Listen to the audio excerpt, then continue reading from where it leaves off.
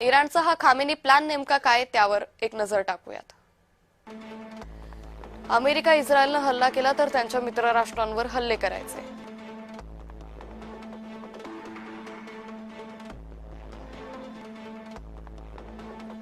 Saudi, Qatar, Kuwait या देशांच्या तेल शुद्धीकरण केंद्रांना लक्ष्य करायचं।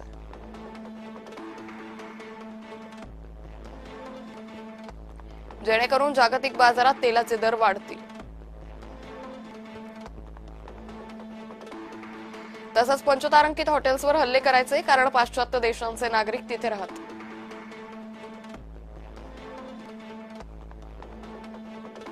अमेरिका, ब्रिटनच्या नागरिकांचा आपल्या हल्ल्यांमध्ये मृत्यू झाला तर त्यांच्यावर दबाव वाढेल।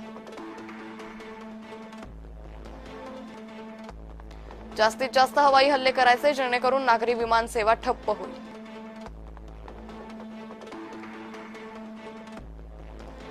या सर्व घडामोडींमुळे जागतिक शेअर बाजार कोसळेल।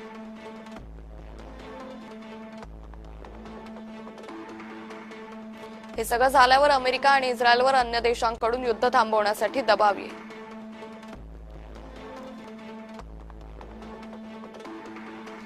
अमेरिकेची बिगर अरब मित्र राष्ट्र त्यांच्यावर टीका करू लागतील, त्यांचे संबंध बिघडतील। अमेरिकेच्या हल्ल्यात केंद्रीय नेतृत्वाचा खात्मा झालाच तर लष्कराच्या प्रादेशिक कमांडर्सना आपापले निर्णय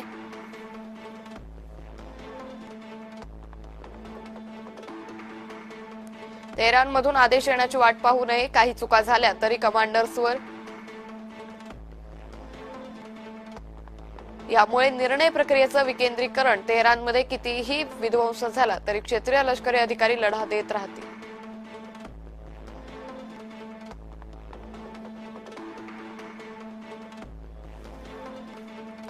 इराणचं प्रचंड नुकसान होणार असेल तर आपणही त्यांचं शक्य तेवढं नुकसान करायचं।